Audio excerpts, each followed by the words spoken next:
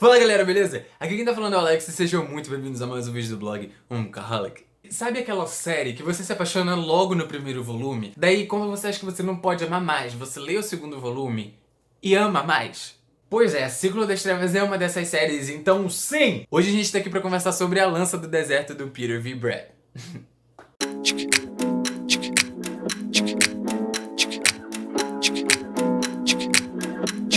Antes que esse vídeo comece, já se inscreve aqui embaixo e deixa seu like, porque isso é muito importante, ajuda pra caramba, mano, na divulgação e no crescimento aqui do meu canal. Se você caiu de paraquedas nesse vídeo e não me conhece, primeiramente, prazer, eu sou o Alex, e isso aqui é o meu point pra conversar sobre livros de fantasia. E, segundamente, O A Lança do Deserto é o segundo livro de uma série que tem 5. Então é óbvio que vai ter spoiler do primeiro livro, não tem como não dar spoiler, né? Então eu fortemente recomendo que você assista o meu vídeo pro primeiro livro, que eu vou deixar aqui em cima nos cards, é um vídeo bem legal, um dos meus vídeos favoritos daqui do canal. Enfim, então eu super recomendo que você assista esse vídeo antes de assistir esse aqui, beleza? Mas gente, pera aí, antes de começar o vídeo, se você acompanha aqui o canal, você sabe que essa é a minha série preferida. Então imaginem a minha felicidade ao segurar isso.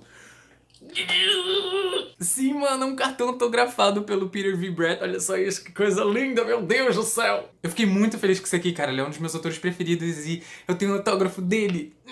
Pra quem tá curioso pra saber o que tá escrito Alex, muito obrigado por todo o apoio, por todo o suporte. Não tema o escuro. E isso é muito importante pra mim, é muito importante dentro da história, é muito importante pra minha história também, pro momento que eu tô passando. Mas enfim, era isso. Bora começar o vídeo. Bom, se você já leu o primeiro livro, O Protegido, você deve se lembrar que aquele final foi épico, foi extremamente cinematográfico na minha cabeça. Todo o exército dos Cresianos indo em direção às Terras Verdes, eu fiquei...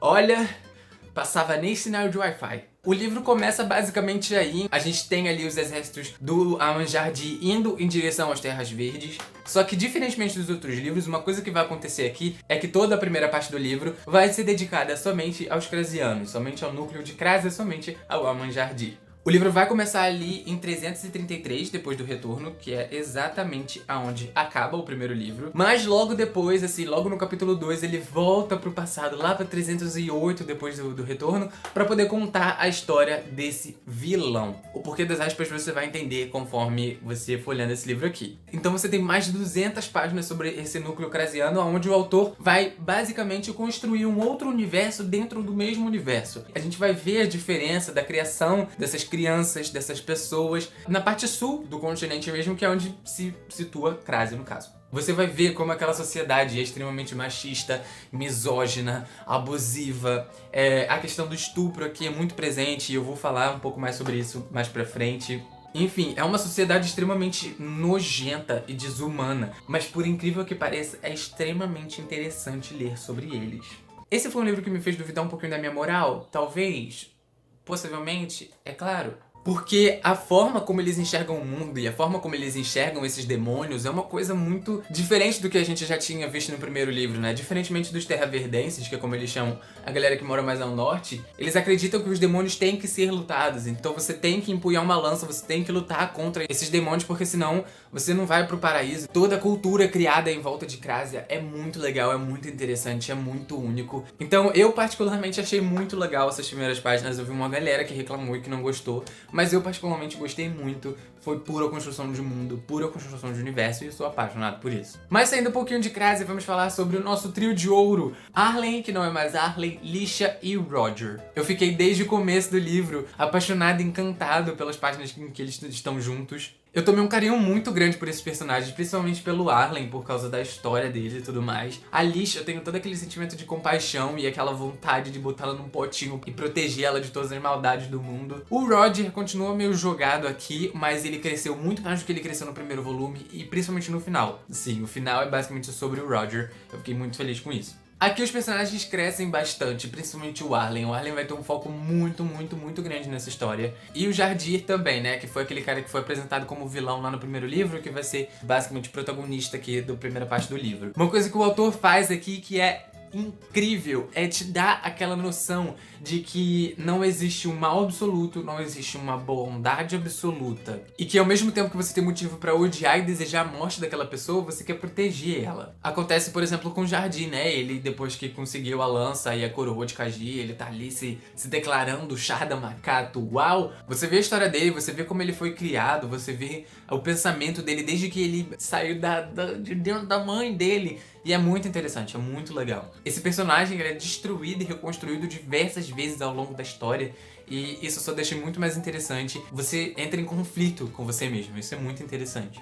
Outra coisa que eu gostei muito nesse livro é que a gente vai ter o ponto de vista não só dos humanos dessa história, mas também dos demônios. Logo no prólogo a gente vai conhecer duas novas espécies de demônio, que são os demônios da mente, os demônios mímicos. E a gente vai meio que ter o ponto de vista deles, o que é extremamente interessante. Dá uma humanizada nesses demônios, de certa forma. Não que eu tenha ficado do lado deles ou que eu tenha entendido o pensamento deles, claro que não. Mas eu ficava muito curioso, mano, pra ler mais sobre eles. É bizarro. Tô muito empolgado em saber o que mais esses demônios e a forma com que o Peter V. Brett vai construir essas raças e se tem mais alguma. E, mano, é incrível como tem hierarquia dos demônios.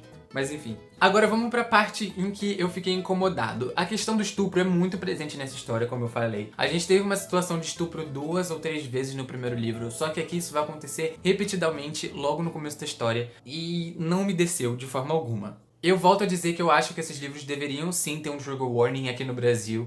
Não lá fora, mas eu acho que aqui no Brasil. A Darkside é uma editora que publica de tudo. Eles publicam romance, eles publicam não-ficção, eles publicam YA, eles publicam livros adultos, como O Ciclo das Trevas mesmo, por exemplo. E você ter essa coisa acontecendo várias vezes sem ser avisado, eu acho muito perigosa. Então, eu estou te avisando. Tem muito sangue, tem estupro. Então, se você não se sente confortável, não leia. Ou leia e tome cuidado, mas eu avisei. Fechou? Isso acontece principalmente no núcleo crasiano. Não que isso justifique ou qualquer coisa do tipo, pelo amor de Deus, não me entendam errado. Mas é uma coisa até aceitável e entendível, entre muitas aspas, naquela sociedade de Crásia. Gente, a questão do estupro aqui é tão forte. Criança tenta estuprar criança. Tá entendendo o nível da gravidade do negócio? Você tem também a mente da Lish e como a Lish ficou depois do que aconteceu com ela no primeiro livro, a questão do estupro também, que ela foi estuprada na estrada. Você vai ver ela lidando com isso e tudo mais. E é uma coisa muito interessante. A mente dos personagens é uma coisa muito importante nessa história. É muito legal você ver como os personagens crescem, como os personagens evoluem e como os personagens que estão no começo da história definitivamente não são os personagens do final. E sobre o final, meus amigos, eu não vou comentar porque eu não quero dar spoiler, mas leia e volte aqui pra acertar comigo, fechou?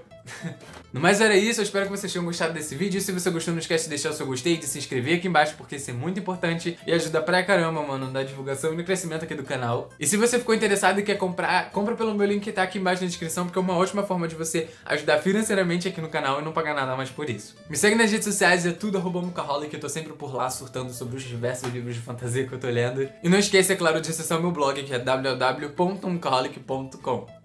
Então era isso, pessoal, eu espero que vocês tenham gostado. Muito obrigado por ter assistido esse vídeo. Até o próximo e tchau, tchau.